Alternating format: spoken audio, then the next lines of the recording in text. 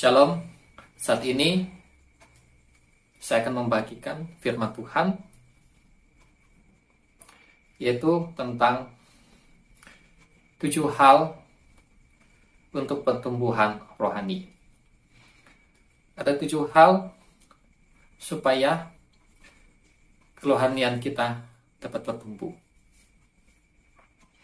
Yang pertama adalah dibaptis dan dipenuhi dengan Roh Kudus. Yang pertama, kita perlu untuk menerima baptisan dan kepenuhan Roh Kudus. Karena ketika kita menerima baptisan dan kepenuhan Roh Kudus, kita dibaptis, kita dipenuhi dengan Roh Kudus, kita menerima Roh Kudus di dalam diri kita, Roh Kudus tinggal di dalam diri kita, Roh Kudus tinggal di dalam hati kita. Maka Roh Kudus akan mengajar kita, akan memimpin kita. Kita akan melihat di dalam Injil Yohanes pasal 14 ayat 26. Injil Yohanes pasal 14 ayat 26. Tetapi penghibur, yaitu Roh Kudus yang akan diutus oleh Bapa dalam namaku, dialah yang akan mengajarkan segala sesuatu kepadamu dan akan mengingatkan kamu akan semua yang telah kukatakan kepadamu. Amin. Nah, di sini penghibur ya atau penolong yaitu Roh Kudus. Jadi Roh Kudus ya diutus ya oleh Bapa di dalam nama Yesus atau di dalam nama Tuhan Yesus. Ya, nah, Roh Kudus akan mengajarkan segala sesuatu kepadamu, yaitu kepada orang-orang yang percaya kepada Tuhan. Ya, mengajarkan segala sesuatu artinya bukan hanya mengajarkan firman Tuhan saja, tetapi juga mengajarkan hal-hal yang lain, ya, seperti hal-hal dalam kehidupan di dunia ini, pekerjaan dan lain-lain. Ya. Nah, juga Roh Kudus akan mengingatkan akan firman Tuhan. Nah, jadi langkah ya pertama supaya kita bisa mengalami pertumbuhan rohani yaitu kita harus menerima Roh Kudus ya. Kita harus dibaptis, dipenuhi dengan Roh Kudus ya. Karena Roh Kudus akan mengajar kita ya. Dan Roh Kudus bukan lagi ada di luar kita ya atau ada di atas kita, tetapi firman Tuhan katakan bahwa Roh Kudus tinggal di dalam hati kita. Artinya Roh Kudus ada di dalam diri kita. Ya, Roh Kudus akan mengajar kita. Ya. Nah, 1 Yohanes pasal 2 ayat 27.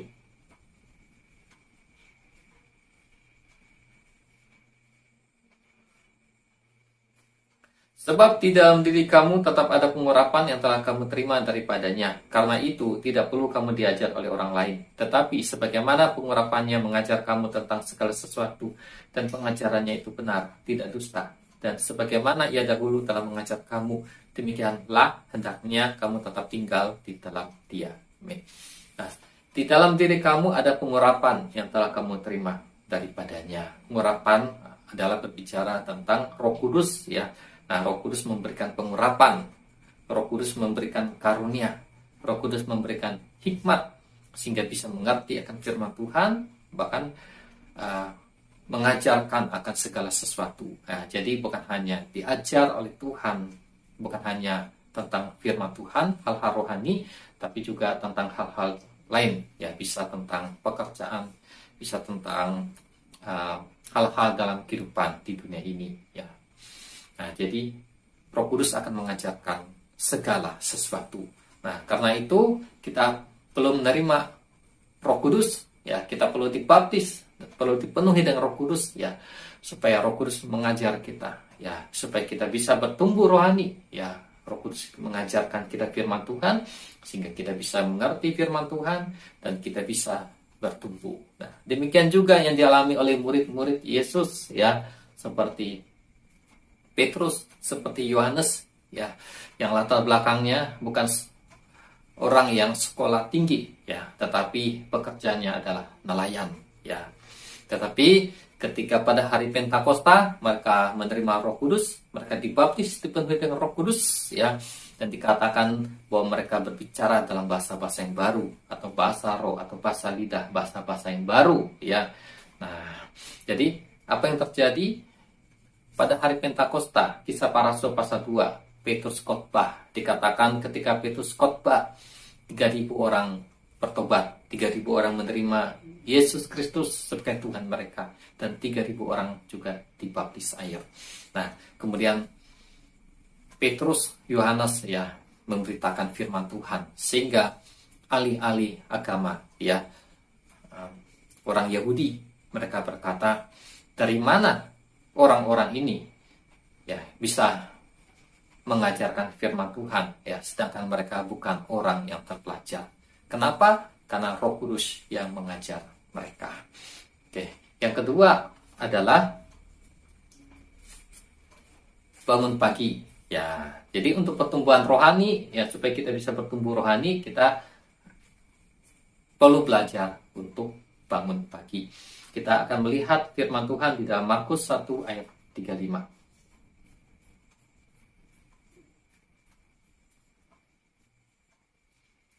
Pagi-pagi benar, waktu hari masih gelap, ia bangun dan pergi keluar. Ia pergi ke tempat yang sunyi dan berdoa di sana. Nah, firman Tuhan katakan bahwa Yesus Kristus, ya, pagi-pagi waktu hari masih gelap, ia bangun, ya, dan pergi keluar. Ia pergi ke tempat yang sunyi dan berdoa di sana.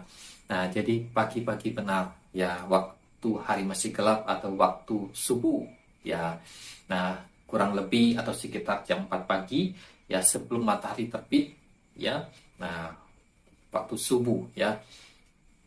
Waktu hari masih gelap, Yesus bangun, ya, dan pergi keluar, ya, ke tempat yang sunyi dan berdoa. Nah, jadi Yesus Kristus, ya, Tuhan Yesus, ya, memberikan contoh teladan, ya, yaitu bangun pagi, ya. Nah, jadi untuk pertumbuhan rohani kita harus belajar bangun pagi, ya. Nah, belajar bangun pagi, melatih diri kita, membiasakan diri kita untuk bangun pagi seperti yang dilakukan oleh Yesus. Nah, kita akan melihat kenapa kita perlu bangun pagi, ya, di dalam Keluaran 16 ayat 21.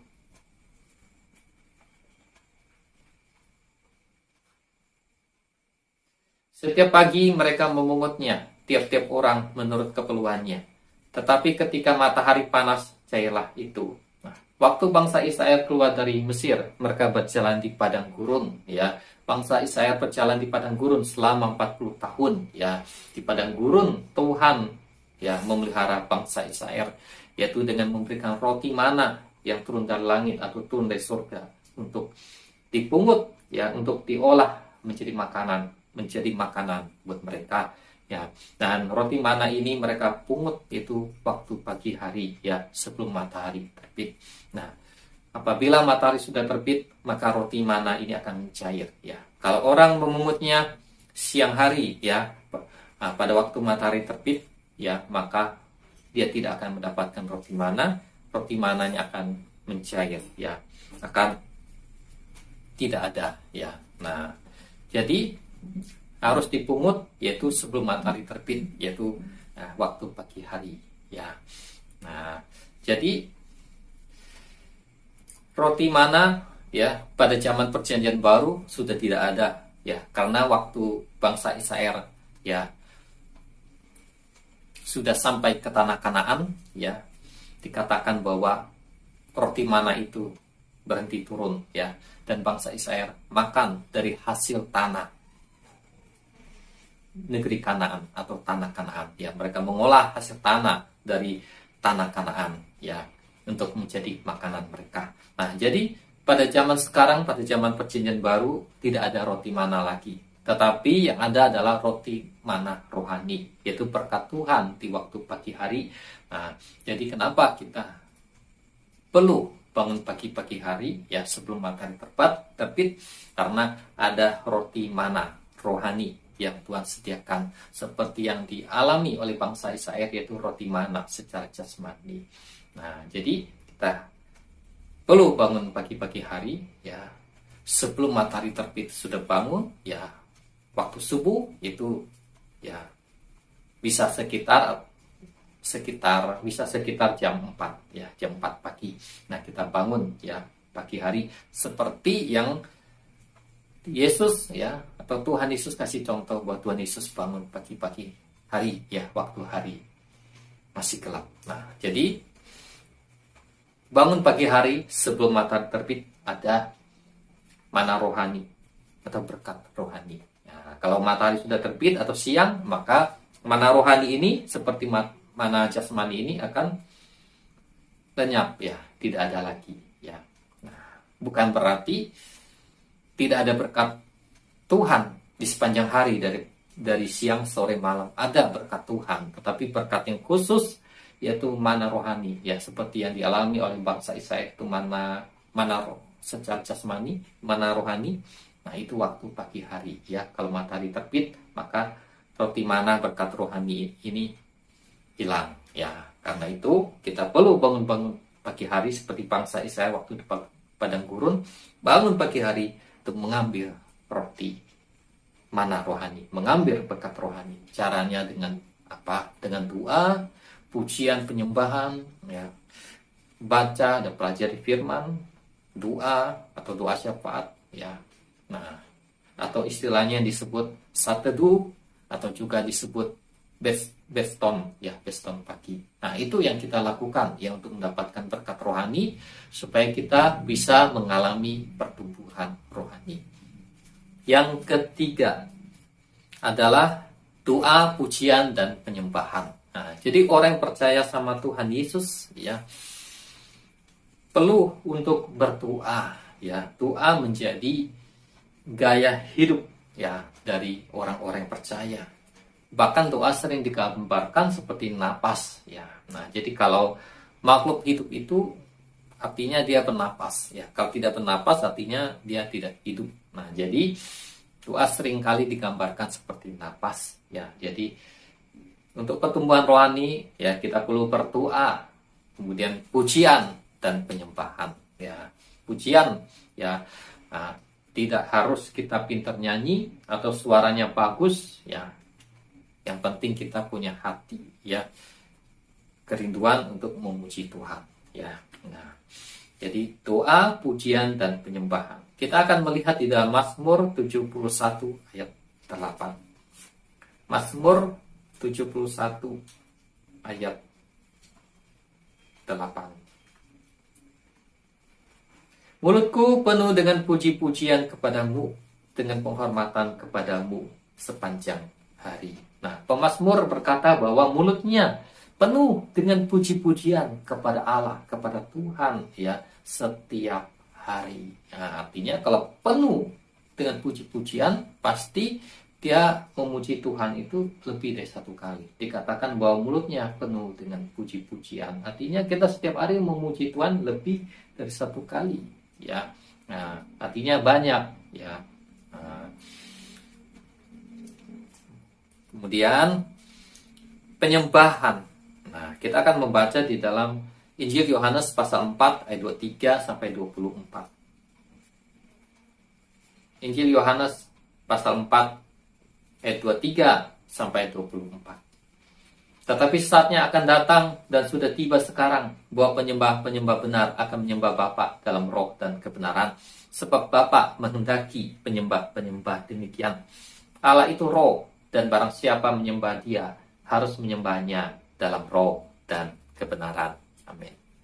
Nah, di sini Tuhan Yesus berkata bahwa saatnya akan datang ya, dan sudah tiba sekarang. Tuhan Yesus berkata bahwa akan datang saatnya dan sudah tiba sekarang. Bahwa penyembah-penyembah benar ya akan menyembah Bapa dalam roh dan kebenaran. Ya.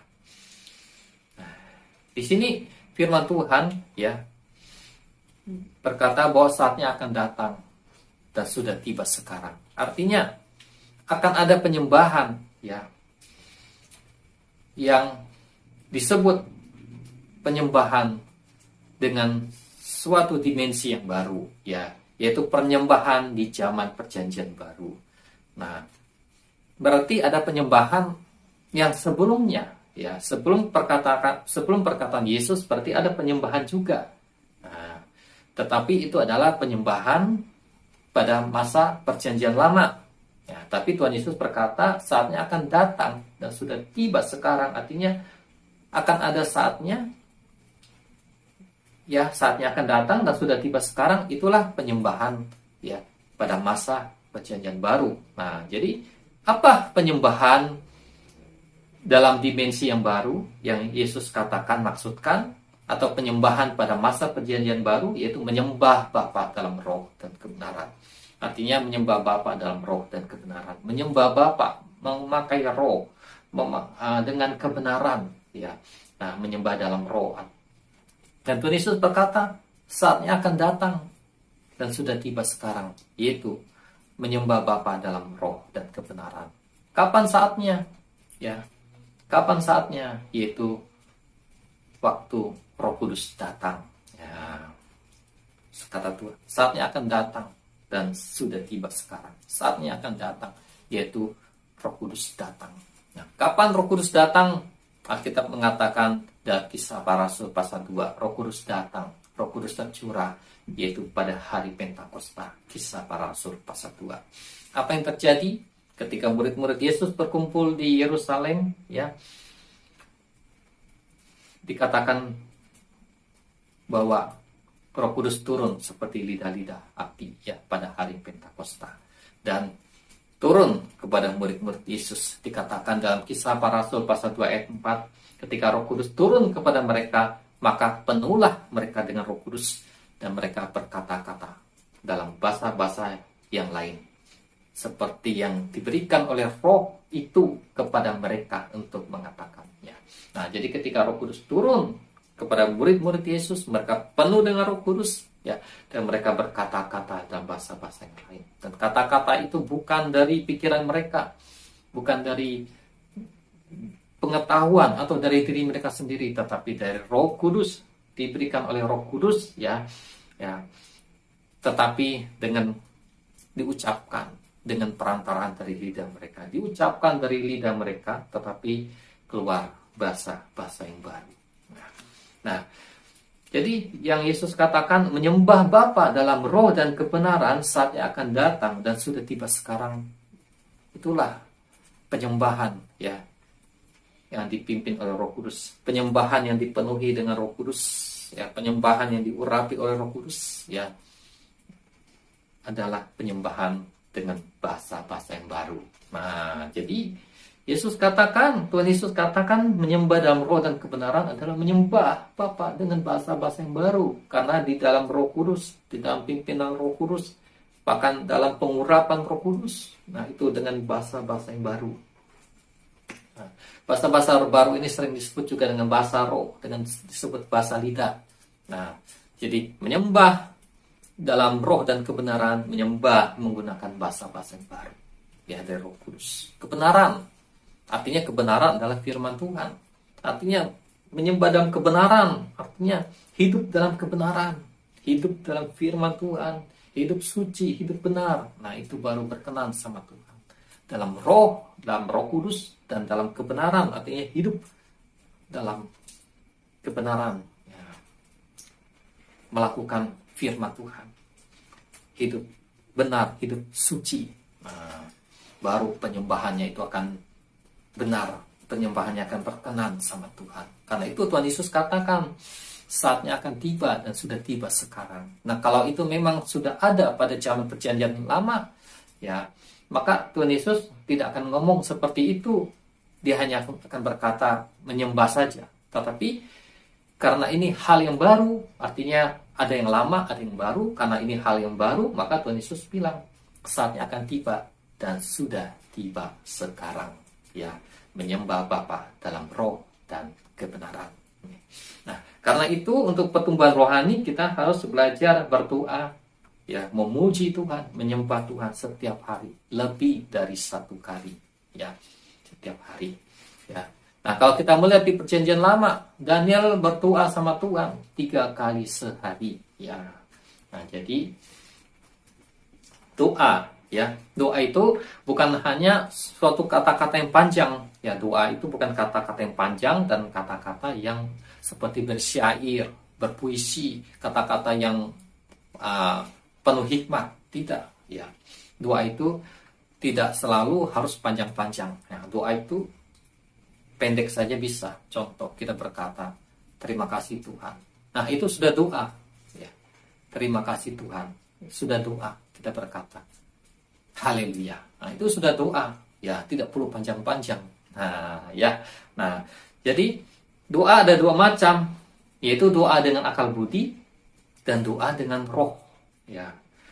Nah, kita akan melihat dalam 1 Korintus pasal 14 ayat 15. 1 Korintus pasal 14 ayat 15. Jadi apakah yang harus kubuat? Aku akan berdoa dengan rohku, tetapi aku akan berdoa juga dengan akal budiku. Aku akan menyanyi dan memuji dengan rohku, tetapi aku akan menyanyi dan memuji juga dengan akal budiku. Nah, ada dua macam doa. Ada dua macam cara menyanyi memuji Tuhan, ya, yaitu dengan roh dan dengan akal budi. Nah, dengan akal budi adalah dengan bahasa-bahasa sehari-hari, ya, dengan bahasa-bahasa yang kita mengerti, dengan bahasa-bahasa sehari-hari yang juga dimengerti oleh orang lain, ya, baik itu doa ataupun puji-pujian. Yang kedua adalah dengan roh. Nah, dengan roh ini adalah doa di dalam Roh Kudus, ya, doa dengan bahasa-bahasa yang baru, yaitu bahasa-bahasa yang diberikan oleh Roh Kudus untuk diucapkan oleh mulut kita, sehingga dari mulut kita keluar bahasa-bahasa yang baru. Nah, sehingga disebut yaitu berdoa di dalam roh, ya, karena roh kita yang berdoa, ya.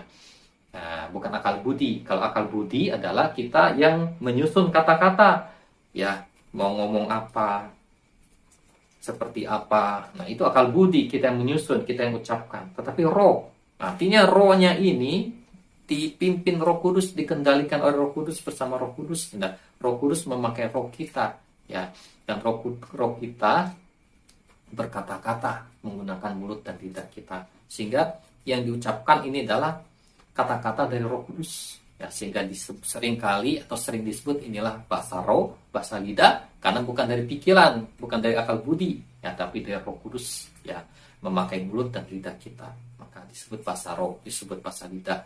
Nah, jadi ada dua macam doa, yaitu doa dengan akal budi, doa dengan roh, ya. Nah, untuk kita bisa bertumbuh rohani, maka kita 1 Korintus pasal 14 ayat 4. Siapa yang berkata-kata dengan bahasa roh, ia membangun dirinya sendiri, tetapi siapa yang bernubuat, ia membangun jemaat. Nah, dikatakan bahwa siapa yang berkata-kata dengan bahasa roh, dia membangun dirinya sendiri. Siapa yang berkata-kata dengan bahasa roh, dia membangun dirinya sendiri. Artinya dia membangun kerohaniannya. Ia membangun imannya. Artinya apa? Kalau dia membangun kerohaniannya, kalau dia membangun imannya, artinya dia bertumbuh.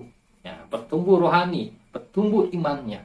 Jadi supaya kita bisa bertumbuh, doa pakai bahasa roh setiap hari. Nah, bagaimana caranya kita bisa doa pakai bahasa roh? Maka kita harus dibaptis, harus dipenuhi dengan Roh Kudus, maka baru kita bisa berdoa pakai bahasa roh, berdoa dengan bahasa-bahasa yang baru, ya, berdoa pakai bahasa roh. Nah, jadi untuk mengalami pertumbuhan rohani kita perlu berdoa, pujian dan penyembahan, terutama doa pakai bahasa roh, ya. Nah, jadi di sini kalau dikatakan doa pakai bahasa roh, ya, bukan berarti kita juga nggak doa pakai akal budi, tetap pakai, ya, tetap digunakan. Tetapi di sini firman Tuhan katakan bahwa doa pakai bahasa roh itu bisa membangun dirinya, bisa membangun rohaninya, dia bisa bertumbuh rohaninya. Artinya doa pakai bahasa roh perlu digunakan, ya. Bahkan penting, ya, karena bisa membangun dirinya, bisa membangun rohaninya bisa bertumbuh. Nah, kalau diri kita bisa dibangun, ya, kalau diri kita dibangun, rohani kita bertumbuh, maka kita juga bisa menjadi berkat buat orang lain, Ya, kita bisa dipakai Tuhan untuk membangun orang lain. Kita bisa dipakai Tuhan untuk membawa pertumbuhan rohani buat orang lain.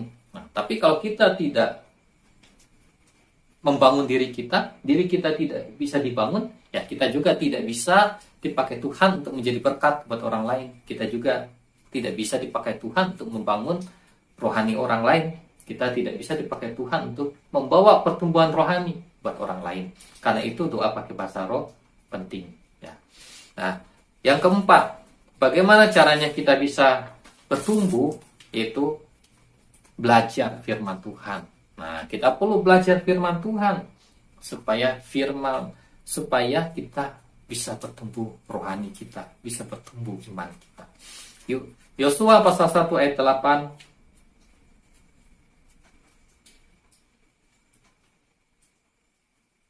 Janganlah engkau lupa memperkatakan kitab Taurat ini, tetapi renungkanlah itu siang dan malam, supaya engkau bertindak hati-hati sesuai dengan segala yang tertulis di dalamnya. Sebab dengan demikian perjalananmu akan berhasil dan engkau akan beruntung. Amin. Nah, Tuhan berkata sama Yosua supaya Yosua jangan lupa memperkatakan kitab Taurat, ya, yaitu jangan lupa memperkatakan firman Tuhan. Karena pada zaman Yosua ini, ya, ini adalah masa perjanjian lama, ya. Jadi yang hukumnya adalah hukum Taurat, ya. Karena itu di sini ditulis kitab Taurat, ya. Nah, kemudian renungkanlah itu siang dan malam. Artinya firman Tuhan itu perlu direnungkan siang dan malam. Artinya direnungkan itu artinya dipelajari, diselidiki, dipelajari. Nah, sesudah dibaca, dipelajari. Oh, apa maksud kata-kata ini, ya? Apa? Nah, kita mempelajarinya, merenungkan, mempelajarinya. Nah, tetapi di masa perjanjian baru kita mempelajari, merenungkan firman Tuhan itu dalam pimpinan Roh Kudus, dengan pengurapan Roh Kudus dan hikmat dari Tuhan, ya, sehingga bisa mengerti akan firman Tuhan, bahkan boleh dibukakan akan rahasia firman Tuhan. Nah, jadi di sini Tuhan berkata sama Yosua, renungkanlah firman Tuhan siang dan malam. Kemudian kita akan membaca dalam kitab Mazmur pasal 1 ayat 2. Mazmur pasal 1 ayat 2. Tetapi yang kesukaannya ialah Taurat Tuhan, dan yang merenungkan Taurat itu siang dan malam. Nah, di sini pemazmur, ya, atau penulis kitab Mazmur berkata bahwa kesukaannya ialah Taurat Tuhan, kesukaannya ialah firman Tuhan. Nah, jadi firman Tuhan menjadi kesukaan kita, ya, menjadi kesukaan kita, bukan sesuatu beban, ya, bukan suatu paksaan. Jadi kalau baca firman Tuhan seolah-olah karena suatu paksaan, ya, suatu beban, ya, tapi biarlah itu menjadi suatu kesukaan, ya. Jadi kita, saya pengen baca firman, saya senang baca firman, saya pengen baca firman. Nah, menjadi suatu kesukaan, ya. Dan merenungkan Taurat itu siang dan malam, ya.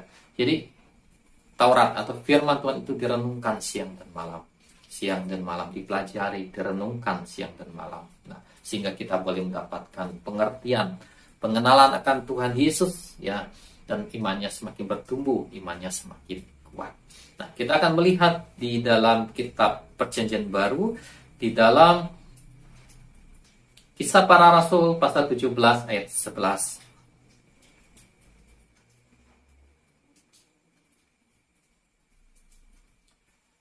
Orang-orang Yahudi di kota itu lebih baik hatinya daripada orang-orang Yahudi di Tesalonika, karena mereka menerima firman itu dengan segala kerelaan hati.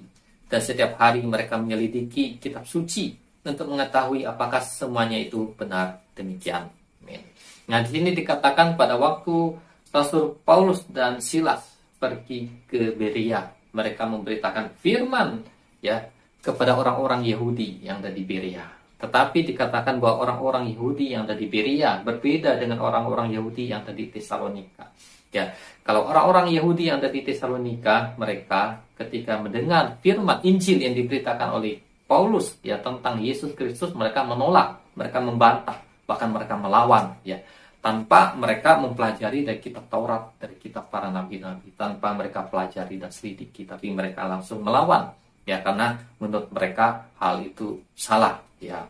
Nah, tanpa mereka selidiki dari kitab suci. Tapi orang Yahudi yang ada di Berea, ketika Rasul Paulus menyampaikan kepada mereka mereka tidak langsung melawan, ya, tetapi mereka pelajari di kitab suci, di kitab Taurat, di kitab para nabi, mereka pelajari di kitab-kitab. Benar nggak yang dikatakan oleh Paulus? Mereka pelajari, mereka selidiki, mereka cari. Akhirnya mereka ketemu bahwa benar yang dikatakan oleh Rasul Paulus, ya, tentang Yesus itu benar, ya, karena ada ditulis di kitab suci, sehingga mereka percaya kepada Yesus. Nah, jadi kita perlu belajar firman Tuhan, ya, supaya kita mengalami pertumbuhan rohani. 1 Petrus pasal 2 ayat 2. Dan jadilah sama seperti bayi yang baru lahir, yang selalu ingin akan air susu yang murni dan yang rohani, supaya olehnya kamu bertumbuh dan beroleh keselamatan. Nah, di sini dikatakan jadilah seperti bayi yang baru lahir. Nah, jadi ketika kita percaya Tuhan Yesus, ketika kita menerima Tuhan Yesus di dalam diri kita, atau disebutnya bertobat, lahir baru, maka kita dilahirkan baru, ya, secara roh, ya, secara roh kita dilahirkan baru, ya, menjadi bayi rohani, ya, bayi rohani, ya, bukan bayi jasmani, ya, tapi bayi rohani. Menjadi bayi rohani artinya rohani kita lahir baru menjadi bayi, ya, roh kita, ya, rohani kita, roh kita tuh bayi, ya, menjadi bayi, ya, karena dilahirkan kembali. Nah, jadi kalau bayi artinya dia perlu makanan, ya, perlu minuman, ya, supaya dia bisa bertumbuh, supaya dia bisa kuat, ya. Jadi makanannya dikatakan adalah air susu yang murni dan yang rohani. Nah, air susu yang murni dan yang rohani di sini adalah firman Tuhan, ya, atau pengajaran firman Tuhan yang benar. Nah, karena itu supaya kita bisa bertumbuh, kita perlu menerima pengajaran firman Tuhan yang benar, ya, yang murni artinya firman Tuhan yang benar, ya, firman Tuhan yang berasal dari Tuhan Yesus, ya, pengajaran firman Tuhan yang berasal dari Tuhan Yesus, pengajaran firman Tuhan yang berasal dari Roh Kudus, ya, bukan pengajaran firman Tuhan yang dari pikiran manusia, dari kepintaran manusia, bukan, ya, ataupun dari filsafat dunia, bukan, ya, atau yang lebih parahnya lagi itu dari roh-roh jahat, bukan, ya, tapi dari Tuhan Yesus, dari Roh Kudus. Maka dikatakan itulah firman Tuhan yang murni, yang rohani, yang bisa bertumbuh. Nah, jadi kalau bayi dikasih makanan atau minuman yang sehat, yaitu air susu, ya, terutama air susu dari ibunya, itu yang sehat, murni, ya, rohani, ya, maka dia akan bertumbuh, ya. Tapi kalau dia dikasih makanan, minuman yang beracun, ya, dia bisa sakit, bahkan bisa mati. Nah, karena itu kita perlu firman Tuhan, perlu pengajaran firman Tuhan yang murni, yang benar, ya, terutama di hari-hari ini, di akhir zaman. Bagaimana caranya kita membedakan pengajaran firman Tuhan yang benar, yang murni, dan yang salah atau yang sesat? Nah, caranya adalah ketika kita mendengarkan firman Tuhan, maka kita berdoa, tanya Tuhan, apakah ini pengajarannya benar, sesuai firman atau tidak, dan kita minta tuntunan Tuhan, dan kemudian kita juga membaca Alkitab. Kita selidiki dari penyampaian itu dari kitab. Nah, sambil kita berdoa, tanya sama Tuhan, tanya Roh Kudus, minta pengertiannya, kita baca dari Alkitab. Benar nggak gitu? Nah, pasti Roh Kudus, Tuhan akan memberitahu kita, akan kasih kita pengertian.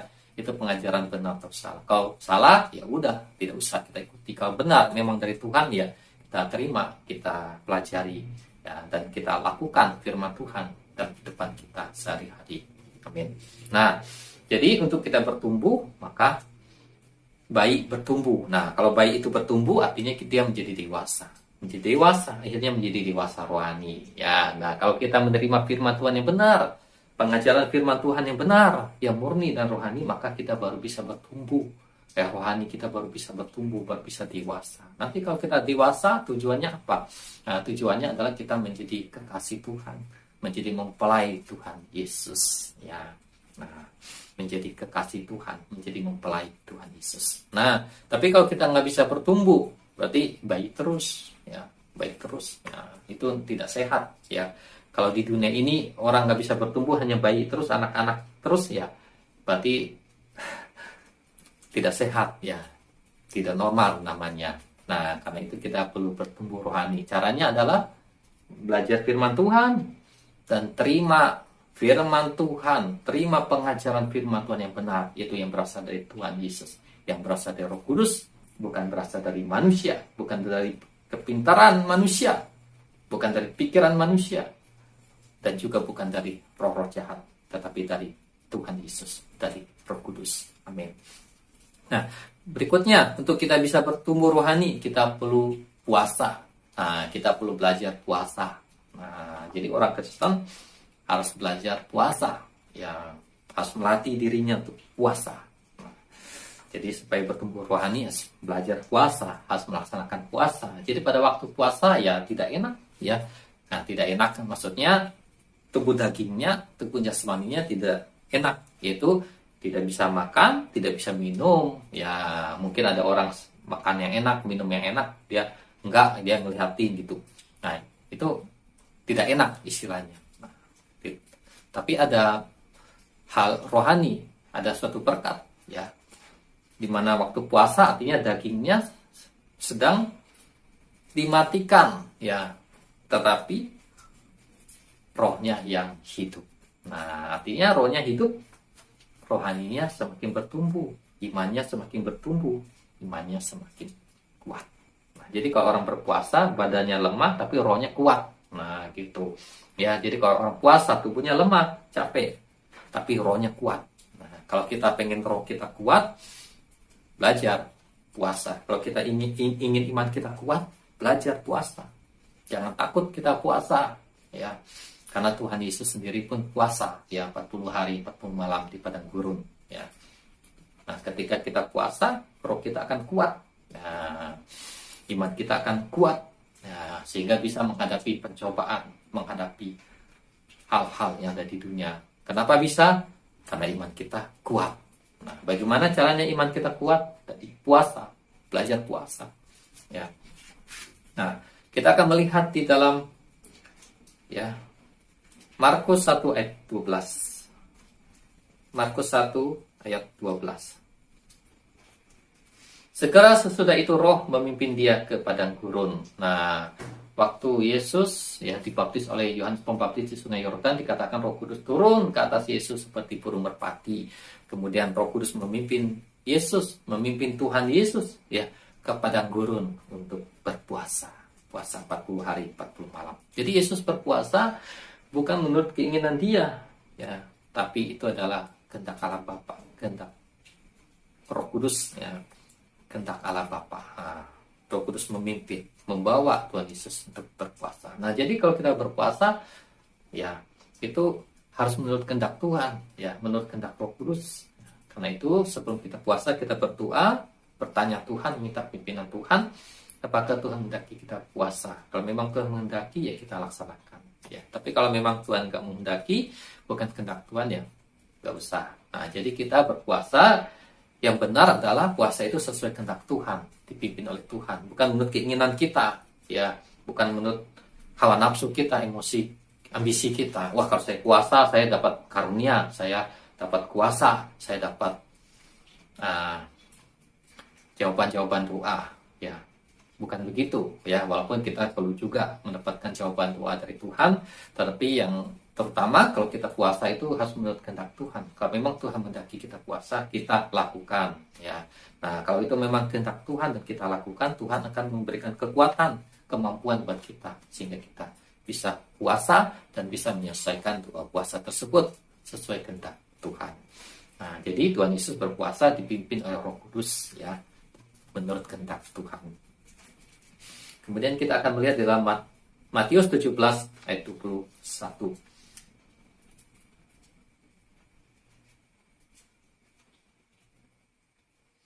Jenis ini tidak dapat diusir kecuali dengan berdoa dan berpuasa. Nah, waktu Yesus, ya, bersama 3 orang muridnya di bukit sedang doa, yaitu Yohanes, yaitu Petrus, Yakobus dan Yohanes, ya, sedang berdoa. Ada murid-murid lain yang ada di bawah gunung. Nah, waktu itu ada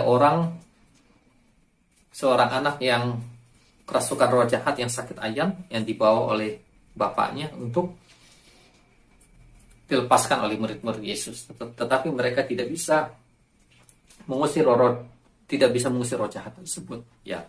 Kemudian waktu Yesus turun dari gunung bersama 3 orang muridnya. Yesus berkata sama murid-muridnya, ya, hei angkatan yang sesat dan tidak percaya, sampai berapa lama lagi aku harus tinggal bersama kamu?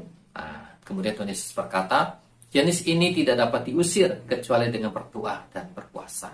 Artinya, ya, ada roh-roh jahat atau setan yang kekuatannya lebih besar atau pangkatnya yang lebih besar, ya, tidak bisa diusir begitu saja.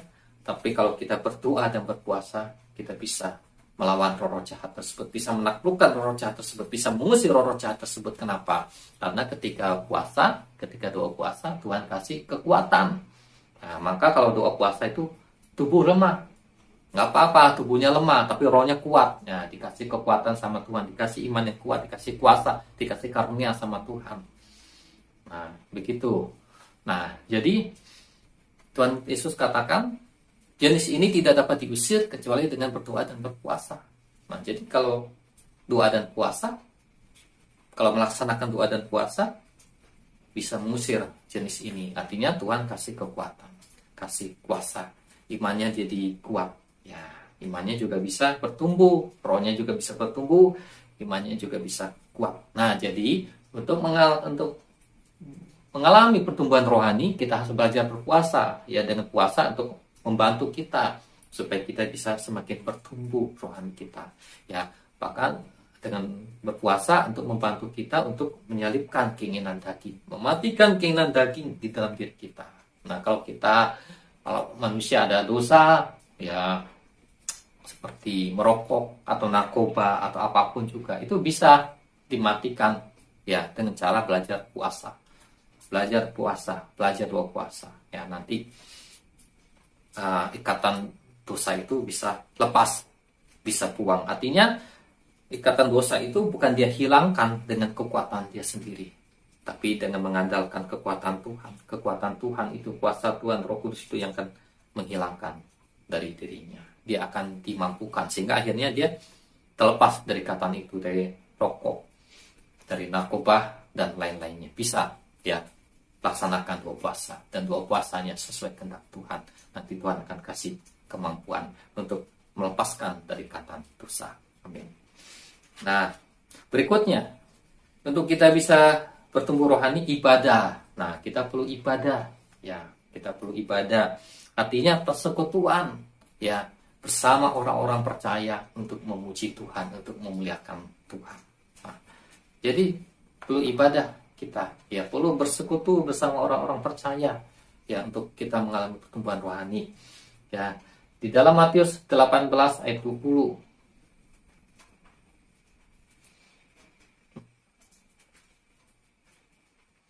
Sebab di mana 2 atau 3 orang berkumpul dalam namaku, di situ aku ada di tengah-tengah mereka. Tuhan Yesus berkata, kalau 2 atau 3 orang berkumpul di dalam namaku, aku ada di tengah-tengah mereka. Nah, artinya paling sedikit 2 orang, ya, berkumpul di dalam namaku, aku ada di tengah-tengah mereka. Artinya Tuhan Yesus, Roh Kudus hadir, ya, di perkumpulan tersebut, ya. Nah, atau di ibadah tersebut, Tuhan Yesus hadir. Asal perkumpulan tersebut atau ibadah tersebut berkenan sama Tuhan, sesuai kehendak Tuhan, ya. Tapi kalau tidak berkenan sama Tuhan, tidak sesuai kehendak Tuhan, ya tidak bisa. Kemudian ada tata cara ibadah di Alkitab, ada menulis mengajarkan tentang tata cara ibadah, ya.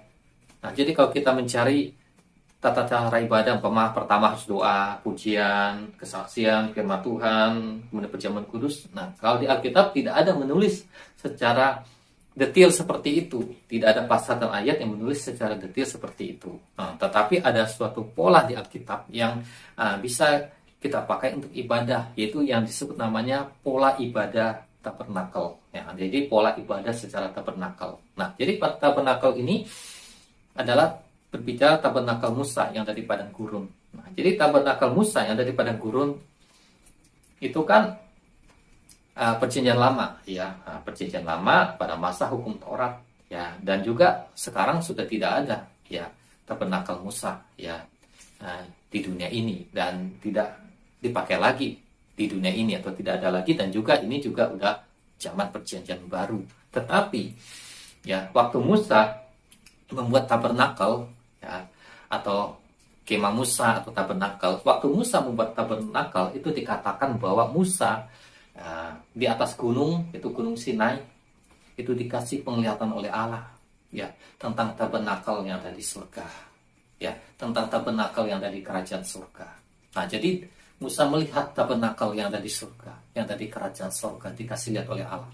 Nah, disitulah Musa membuat tabernakel yang ada di bumi. Artinya tabernakel yang ada di bumi ini adalah duplikat, ya, atau gambaran dari tabernakel yang sebenarnya yang ada di surga. Ya, tabernakel kerajaan surga. Artinya tabernakel ini berbicara bukan perjanjian lama. Karena yang ada di surga itu bukan perjanjian lama, itu kekal. Nah, artinya di zaman perjanjian baru ada ibadah pola tabernakel, artinya bukan berbicara perjanjian lama atau hukum Taurat. Karena tadi dikatakan bahwa Musa membuat tabernakel itu dari surga. Karena surga itu bukan berbicara perjanjian lama, ya, itu kekal. Artinya ibadah pola tabernakel bisa digunakan oleh gereja Tuhan, oleh umat Tuhan di masa perjanjian baru, karena itu bukan hal-hal hukum Taurat atau perjanjian lama, ya, karena Musa membuat tabernakel itu menurut contoh dari yang ada di surga, ya. Jadi dengan kata lain, kalau ibadah pola tabernakel itulah ibadah pola di surga, pola kerajaan surga, ya, bukan pola perjanjian lama, bukan pola hukum Taurat, ya, tapi pola surga, pola kerajaan surga. Nah, jadi bisa ibadah, namanya ibadah pola tabernakel. Nah, seperti bagaimana ibadah pola tabernakel, nah, kita perlu belajar ibadah pola tabernakel itu susunannya seperti apa. Nah, supaya kita mendapatkan berkat rohani, ya, dengan ibadah yang benar, ya, sesuai kehendak Tuhan. Nah, jadi untuk ibadah tadi, ya, itu bisa diterapkan, itu ibadah pola tabernakel, ya, yang ada di Alkitab. Nah, kemudian di dalam Ibrani pasal 10 ayat 25.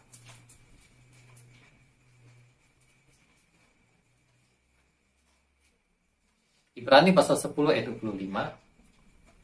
Janganlah kita menjauhkan diri dari pertemuan-pertemuan ibadah kita seperti dibiasakan oleh beberapa orang, tetapi marilah kita saling menasihati dan semakin giat melakukannya menjelang hari Tuhan yang mendekat. Nah, dikatakan jangan menjauhkan diri dari pertemuan-pertemuan ibadah seperti yang dibiasakan oleh beberapa orang. Nah, jadi jangan kita menjauhkan dari pertemuan ibadah. Dikatakan bahwa ibadah tadi adalah paling sedikit 2 orang dalam Matius pasal 18 ayat 20. Nah, ibadah ini paling sedikit 2 orang. Nah, jadi kalau 1 orang saya ibadah, saya berdoa sendiri di rumah, saya baca Alkitab sendiri di rumah. Nah, itu bukan ibadah yang dimaksud di sini, ya, tapi itu adalah doa pribadi, ya, saat teduh pribadi. Nah, jadi yang dimaksud ibadah di sini adalah berkumpul bersama orang-orang percaya memuji menyembah Tuhan, ya. Nah, kecuali itu bisa dilakukan seandainya ada seseorang yang memang contoh berada di tengah-tengah hutan yang tidak ada orang dan dia, ya, pas di situ umpama hari Minggu, ya, untuk ibadah contoh, ya udah gak ada orang, ya udah dia doa seperti itu. Nah, tapi kalau memang ada orang-orang percaya di sekitar dia, ya kita perlu berkumpul untuk ibadah paling sedikit 2 orang, ya. Nah, kalau seorang diri, yaitu namanya doa pribadi atau saat teduh, ya, doa pribadi kalau seorang diri. Nah, untuk ibadah paling sedikit 2 orang, ya. Nah, jadi jangan menjauhkan diri dari pertemuan ibadah, karena dalam pertemuan ibadah, ya, apalagi pertemuan ibadah atau ibadah yang berkenan sama Tuhan, ada kehadiran Roh Kudus, ada karya Roh Kudus, ada karunia Roh Kudus, ada firman Tuhan yang benar, ya, maka akan dikuatkan, ya, akan saling menasihati, akan saling menghibur, akan saling menguatkan. Kenapa? Di sini dikatakan apalagi bagi umat Tuhan, bagi gereja Tuhan di akhir zaman, ya, pada masa antikristus akan muncul, yaitu pada masa akhir zaman, ya, maka gereja akan mengalami aniaya atau tekanan yang berat, ya, dari dunia, dari antikris, ya, dari sistem antikris, ya. Maka orang percaya harus kuat ikut Tuhan, harus saling menguatkan, ya, supaya mereka kuat dalam menghadapi hal-hal yang ada di dunia. Caranya apa? Yaitu dengan pertemuan ibadah ini, ya. Ketemu orang-orang percaya yang lain, ketemu, ya, saling menguatkan dia jadi kuat, ya, dia bisa kuat. Tapi kalau nggak ada, kalau hanya dia sendiri aja, ya, dia bisa lemah, apalagi tekanannya berat, dan masalah dia pun berat, banyak lemah. lemah, akhirnya dia bisa ya bisa kecewa sama Tuhan, bisa menjauh dari Tuhan, bisa jatuh. Ya, maksudnya jatuh itu artinya jatuh secara iman, jatuh secara rohani. Ya, jadi perlu ya untuk berkumpul beribadah. Nah, jadi ibadah di sini akan dibagi menjadi dua hal, yaitu pertama adalah ibadah secara kebaktian. Ibadah secara kebaktian. Ibadah secara kebaktian itu seperti ibadah pada hari Minggu di gereja-gereja, contohnya doa, ada puji-pujian, ada kesaksian, ada firman Tuhan, kemudian ada perjamuan kudus dan lain-lainnya. Nah, itu kebaktian ibadah dalam yang pertama secara kebaktian, ya kebaktian. Terus yang kedua adalah ibadah secara dalam hal diskusi. Nah, diskusi ini bukan seperti kebaktian tadi, tapi diskusi ini adalah seperti saling dialog, ya mungkin bagikan firman atau tanya jawab, kemudian membagikan firman, kesaksian, nah diskusi, ya tanya jawab diskusi. Nah, jadi untuk diskusi ini ya paling sedikit 2 orang juga, ya paling sedikit 2 orang. Nah, bisa ini namanya bisa juga ya bicara ibadah, ya tapi masuk dalam kategori yaitu diskusi. Ya, jadi ibadah di sini ada 2 hal. Yang pertama kebaktian, yang kedua ini secara diskusi atau sering juga ada bahasa namanya sharing. Nah, sharing ya diskusi. Ya, nah ini bisa seperti di Komsel ya sharing diskusi, ya pertemuan-pertemuan orang percaya sharing diskusi gitu. Nah, itu bisa ataupun juga mungkin di pasar atau di warung kopi atau di jalan ketemu ngobrol sharing ya diskusi bisa. Nah, tetapi kalau cuma hanya diskusi aja tidak ada kebaktian, ini pun kurang bagus juga. Ya, kalau hanya kebaktian aja tidak ada diskusi juga kurang bagus ya, kurang bisa bertumbuh rohani karena dengan diskusi nanti bisa belajar firman Tuhan banyak hal, bisa dibukakan firman Tuhan banyak hal. Nah, karena itu untuk ibadah lebih lengkapnya yaitu ada kebaktian dan ada diskusi. Nah, itu yang lebih bagus lagi untuk ibadah. Yang paling bagusnya yaitu ada kebaktian dan ada diskusi. Kalau hanya kebaktian aja masih kurang, kalau hanya diskusi saja masih kurang, jadi perlu ada kebaktian dan perlu ada diskusi supaya umat Tuhan, orang-orang percaya semakin bertumbuh rohaninya, semakin bertumbuh di dalam Tuhan. Amin. Nah, kemudian yang berikutnya supaya kita bertumbuh rohani, nah yang paling terakhir yaitu menjadi pelaku firman Tuhan. Jadi menjadi pelaku firman Tuhan ini yang sulit ya, dalam kehidupan orang percaya, ya, yaitu menjadi saksi Tuhan, menjadi terang dan garam buat dunia ini, ya, bahkan disebut menjadi teladan. Nah, ini yang susah bagi orang percaya, ya. Nah, mungkin banyak orang bisa tahu firman Tuhan, pintar firman Tuhan, pintar ngomong firman Tuhan, ya, tapi tidak bisa atau belum bisa untuk melakukan firman. Nah, maka untuk bertumbuh rohani yang ketujuh, kita harus menjadi pelaku firman Tuhan. Artinya harus melakukan firman Tuhan. Artinya menjadi saksi Tuhan Yesus, menjadi terang di dunia, menjadi terang dan garam buat dunia ini. Ya, menjadi pelaku firman Tuhan. Kita akan membaca di dalam Matius 7 ayat 24.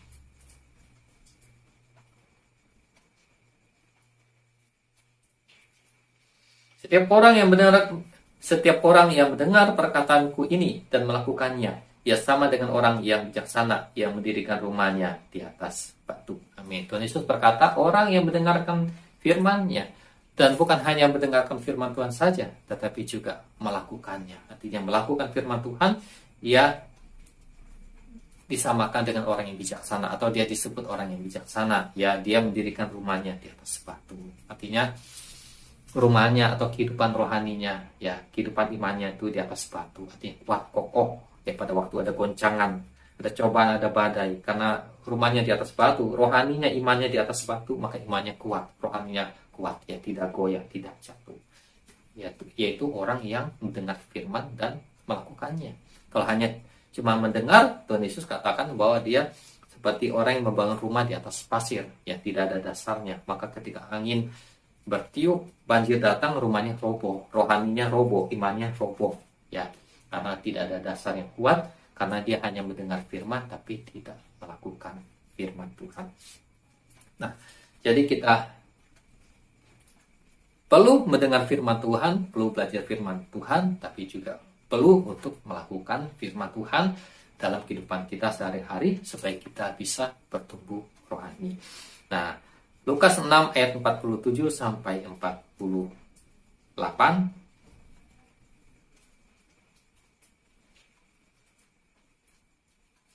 Setiap orang yang datang kepadaku dan mendengarkan perkataanku serta melakukannya, aku akan menyatakan kepadamu dengan siapa ia dapat disamakan. Ia sama dengan seorang yang mendirikan rumah. Orang itu menggali dalam-dalam dan meletakkan dasarnya di atas batu.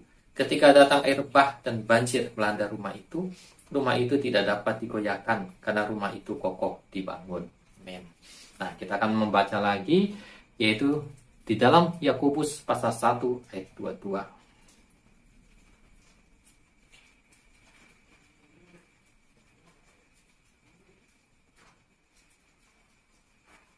Tetapi hendaklah kamu menjadi pelaku firman dan bukan hanya pendengar saja. Sebab jika tidak demikian, kamu menipu diri sendiri. Ya, menjadi pelaku firman dan bukan hanya pendengar saja. Yakobus 2 ayat 17. Demikian juga halnya dengan iman. Jika iman itu tidak disertai perbuatan, maka iman itu pada hakikatnya adalah mati. Amin. Nah, jadi iman harus disertai perbuatan supaya iman itu hidup. Amin. Nah, jadi kita udah belajar firman Tuhan, atau boleh disebut teori. Ya, ada 7 hal supaya kita mengalami pertumbuhan rohani. Nah, kita sudah belajar firman Tuhan atau disebut teori. Nah, tidak cukup hanya teori saja, tapi kita perlu praktek, perlu melakukan firman Tuhan dalam kehidupan kita sehari-hari. Nah, kita bisa mampu melakukan firman Tuhan, yaitu Tuhan Yesus Roh Kudus yang memampukan kita. Karena itu kita perlu berdoa, minta sama Tuhan supaya Tuhan Yesus Roh Kudus bekerja di dalam diri kita, memampukan kita untuk bisa taat melakukan firman Tuhan, bisa taat melakukan pekerjaan Tuhan, bahkan boleh menyelesaikan pekerjaan Tuhan sampai garis akhir. Tuhan Yesus memberkati. Amin.